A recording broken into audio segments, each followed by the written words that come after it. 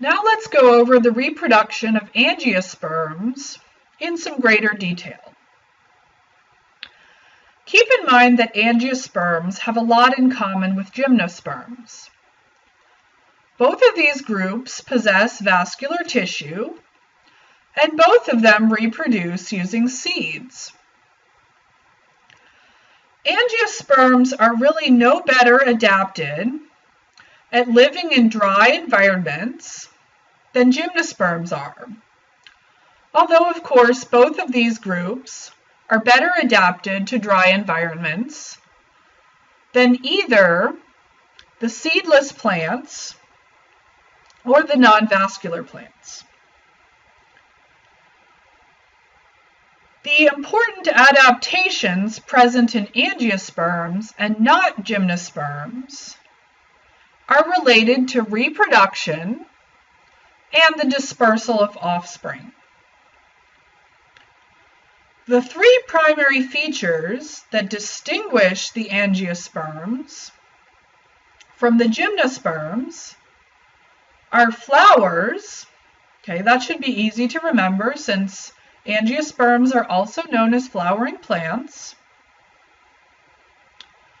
Double fertilization, which is involved in creating an extra food source for the developing embryo, and fruit. Okay, fruit is not actually used to nourish the plant itself, but is involved in aiding in seed dispersal. Okay, flowers are the reproductive structures of flowering plants. They're brightly colored and they're attached to the plant by a piece called the receptacle. It's often also known as the stem of the flower. There are four primary portions of a flower. Okay, these are the carpels, which are the female reproductive structures. They're generally found in the center of the flower. The stamens, which are the male reproductive structures and are often found surrounding the carpels. And the petals and the sepals. Okay, the petals are those brightly colored structures that are often involved in attracting a pollinator. And the sepals are these smaller green things on the outside that provide some support for the flower. So try to remember that the carpel and the stamens are reproductive structures in the flowers. The petals and the sepals are not actually directly involved in reproduction. And it's very important to remember which parts of the flower are male and which parts of the flower are female. So try to remember this because the word stamen actually has the word men in it. And by default, the carpel is the female structure. So now let's look at the actual structures inside of the carpels and the stamens and talk about the function of each. At the entry to the carpel is a sticky place called the stigma.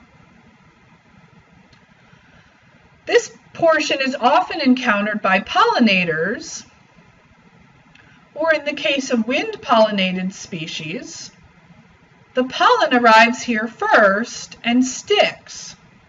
Okay, this stickiness is important in trapping the pollen. And below the stigma is a tube called the style. Okay, if you're trying to remember this important reproductive structure of the flower, just think she's got style. Okay, the style is the tube that the pollen will travel down on its way to the ovule for fertilization. Okay, this chamber at the bottom of the female carpel is known as the ovary. And within the ovary, there may be several separate ovules. Okay, the ovules are the portions in which meiosis occurs and female gametes are produced. Sometimes the carpel of a flower is also referred to as a pistil.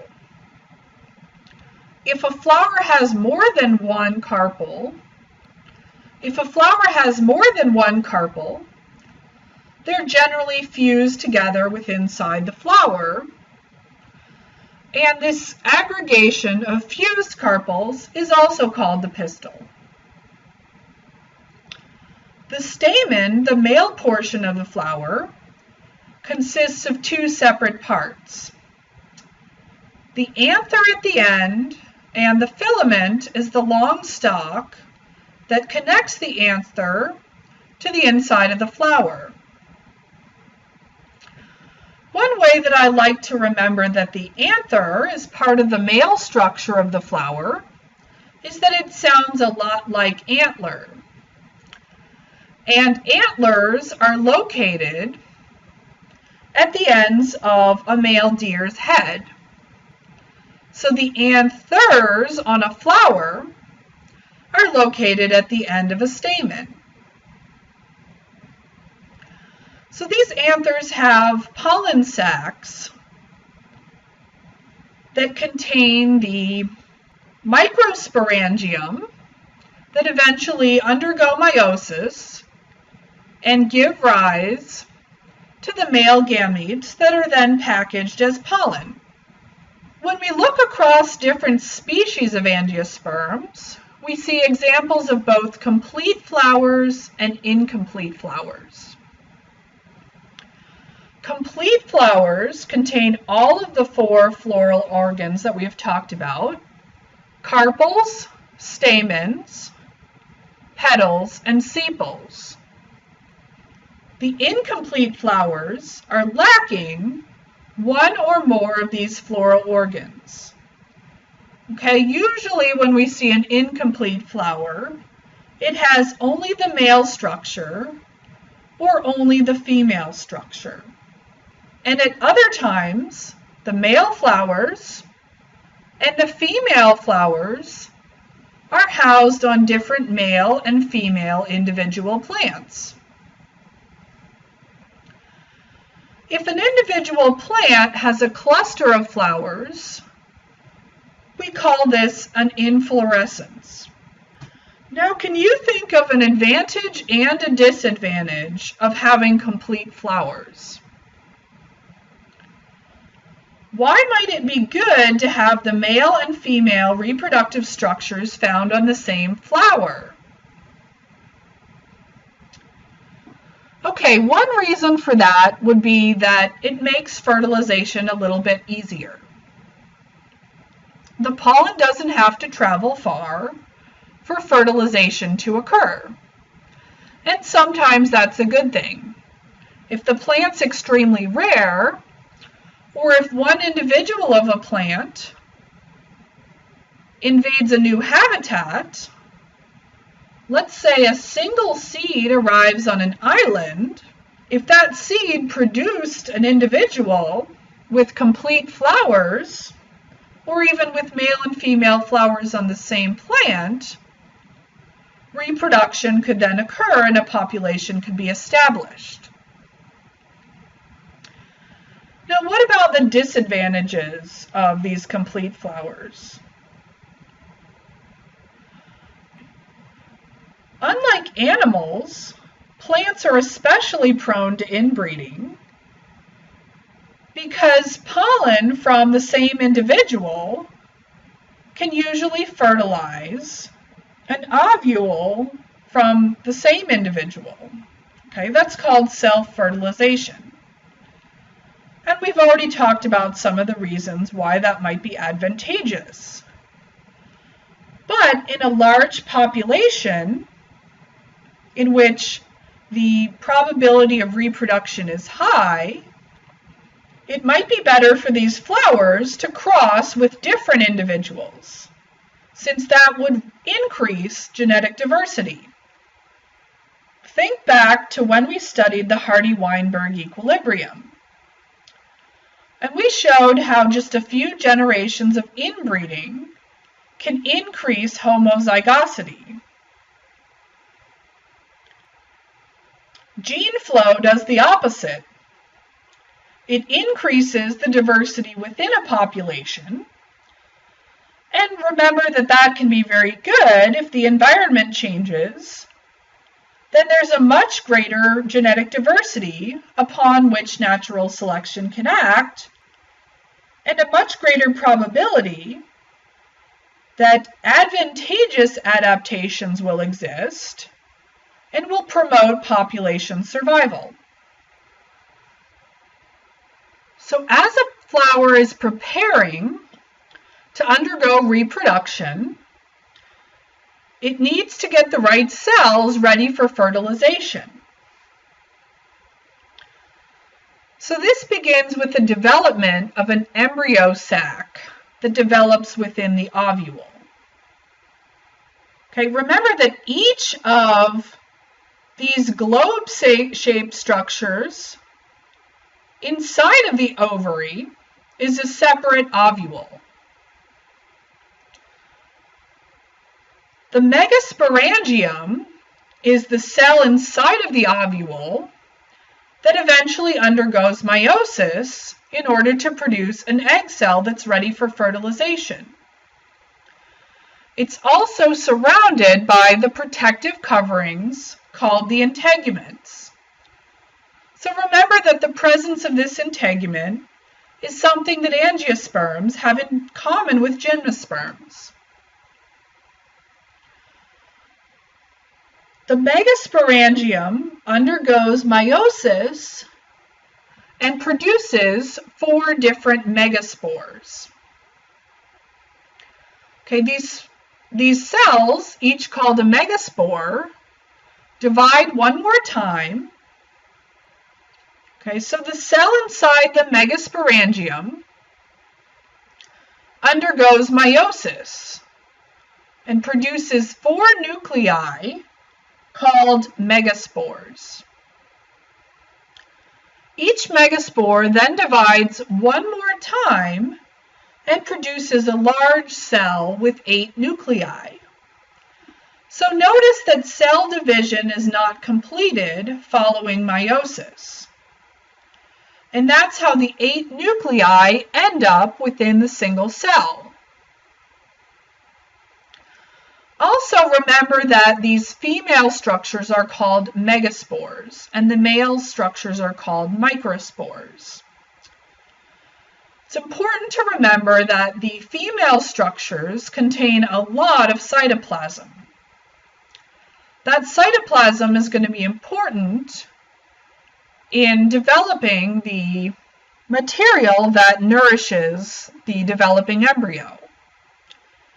In contrast, the male cells, both the pollen cells and the microspores that give rise to the pollen, are very small. Let's take a look at this diagram illustrating a portion of the life cycle of an angiosperm. In this portion of the cycle, meiosis has occurred and prepared the single egg cell for fertilization.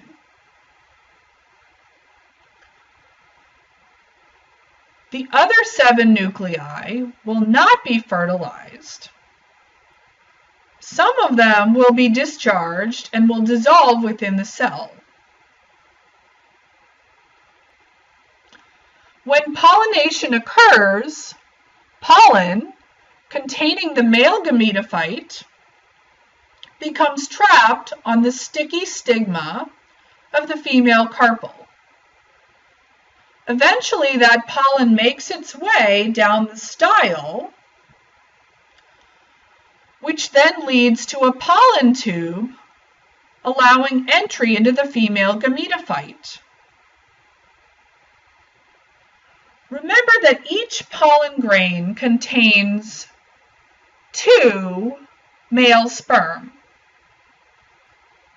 one of those sperm fertilizes the egg inside the female ovule. Okay, just like in other organisms, fertilization involving the merge of two haploid cells results in the production of a diploid zygote. The other sperm actually fertilizes the large cell in the center of the ovule. And remember that that portion of the cell actually contains two female nuclei. So when these three nuclei merge, we then have three sets of chromosomes, two from the mother and one from the father. And that makes this region of the ovule triploid. This triploid area surrounds the egg, and all of the other nuclei that are not fertilized dissolve. The triploid region is called the endosperm. And the endosperm eventually provides the food for the developing embryo. So at this point, no more haploid structures remain. The egg has been fertilized and now has become diploid. The polar nuclei have formed the triploid endosperm, and all of the other nuclei have dissolved and are no longer present in the cell. So as the seed starts to develop, that zygote begins to divide, and the cells within it remain diploid. The endosperm remains triploid, and the protective seed coat remains diploid as it always has been. So just like in gymnosperms, the haploid portion of the angiosperm life cycle has been reduced to a period of very short duration and a size of just a few cells, 2 sperm cells in each pollen ovule, and at most 8 nuclei for only a very brief time within each female ovule. So as the female ovule is undergoing meiosis and preparing for fertilization, cells within the anther are also preparing pollen for fertilization. Within the anther, pollen sacs contain specialized cells called microsporocytes. Meiosis occurs and results in the formation of haploid microspores. So each pollen sac contains a microspore. Each of these haploid microspores undergoes mitosis, okay, because they're already haploid. Mitosis means that they'll remain haploid, and produces 2 sperm cells, the generative cell and the tube cell. Together, these 2 cells form the pollen grain. Okay, remember that a pollen grain contains 2 cells that are involved in that double fertilization. The spore wall that protects the pollen from drying out is also part of the pollen grain. When pollination occurs, the pollen grain is involved in creating that pollen tube that enters the ovary and releases the 2 sperm cells near the embryo sac. Okay, remember that one of those sperm cells is involved in fertilization and forming the embryo and forming the new diploid zygote. Try to remember what the other sperm cell is used for. Okay, it's used to fertilize those two polar nuclei in the center of the ovary that eventually become what structure? Okay, that becomes the endosperm. And this process of two different sperm fertilizing two cells within the embryo is called what? Okay, it's called double fertilization, and this is one of the traits unique to the angiosperms.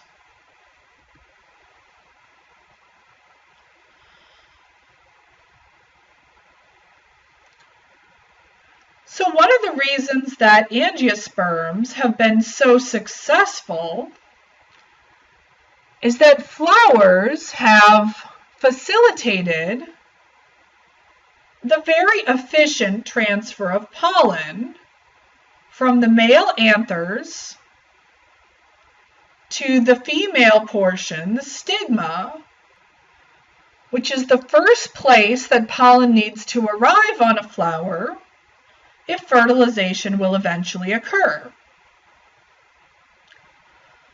Pollen can be carried by wind, by water, or by animals.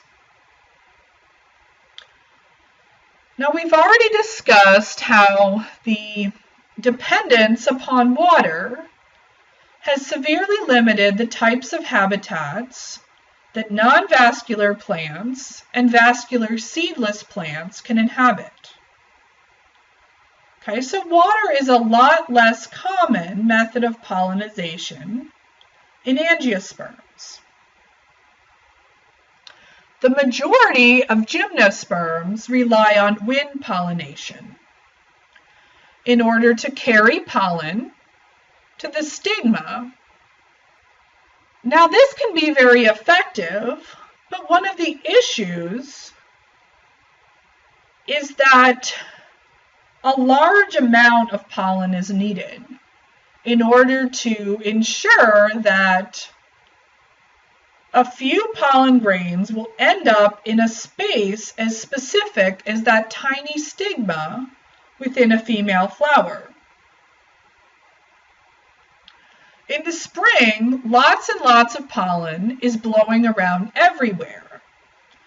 It ends up on your car, on your clothes, on the sidewalk, and washing into rivers and streams and gutters.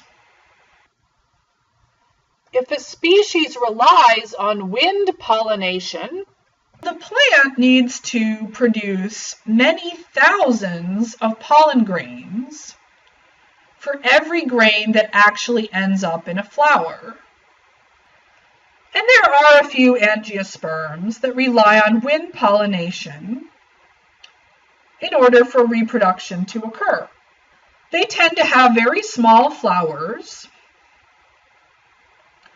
The only really important parts of those flowers are the reproductive structures, the stamen and the carpel.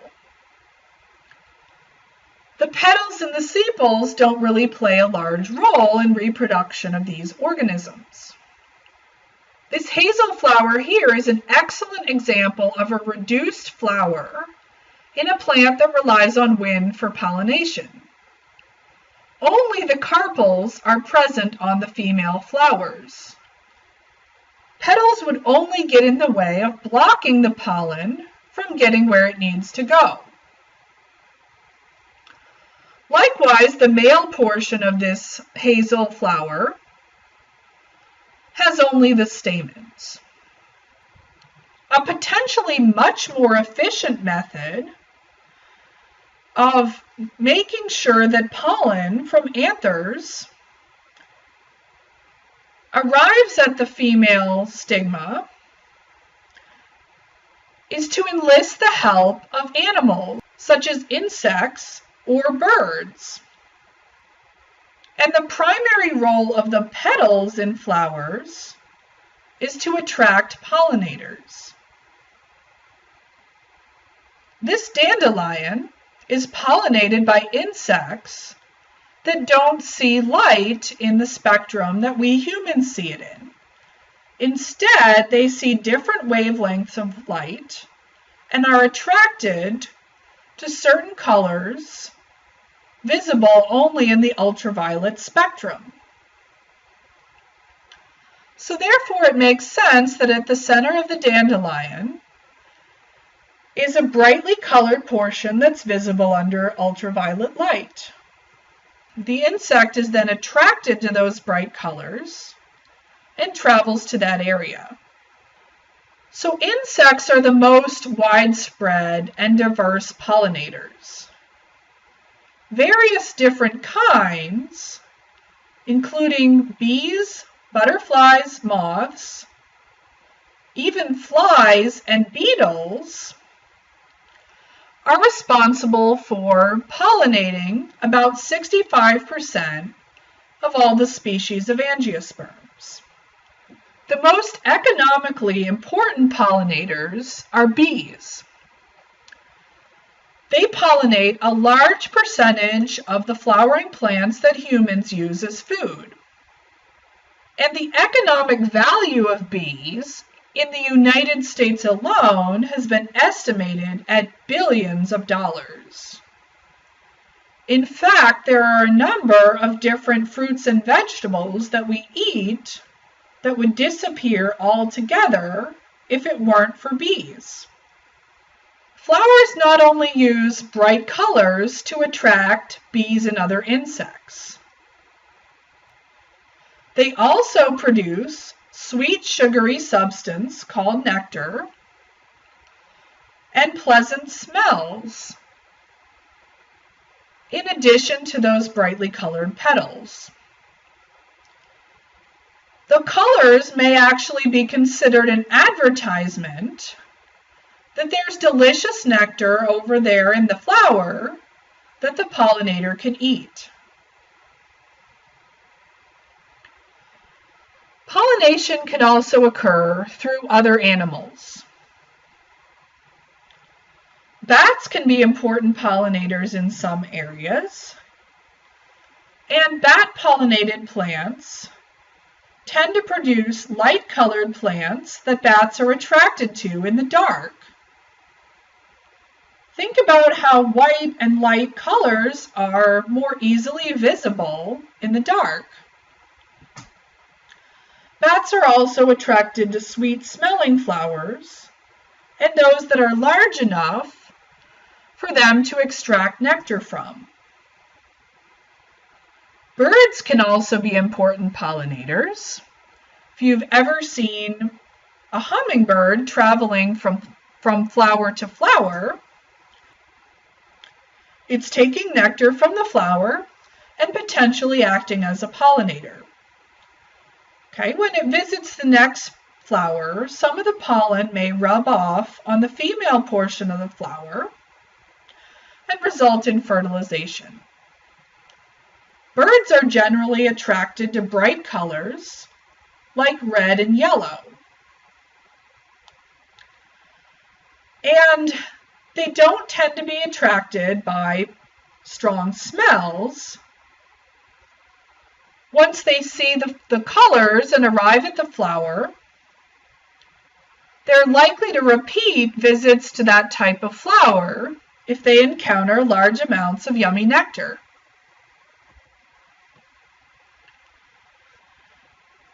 Now, in most cases, the production of nectar, pleasant smells, and bright flowers is mutually beneficial to both the plant and the pollinator.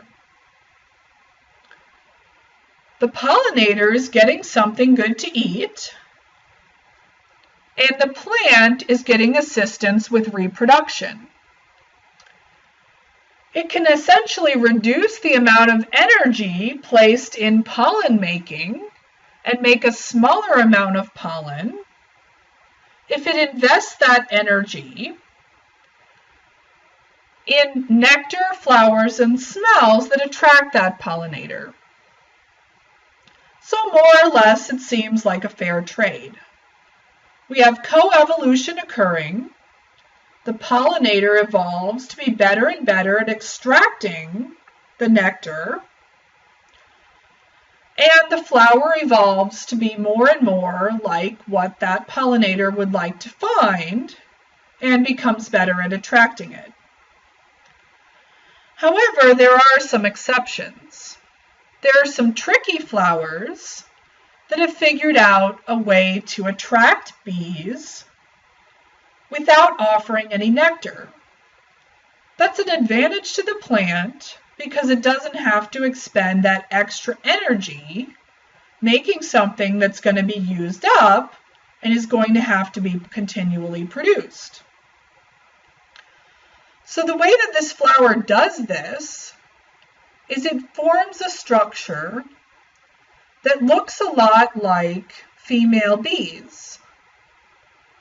The male bees arrive and try to mate with it, and in doing so, they pick up pollen and pass it on to the next plant when they attempt to mate again. Unfortunately for the bee, though, the bee receives no benefit because it's not successful in mating, and it's simply wasted energy in these endeavors. So it would be to the bee's benefit to evolve the ability to distinguish between the flowers and the actual female bees. But until the bee does this, it's a win situation for the flower and a lose situation for the bee.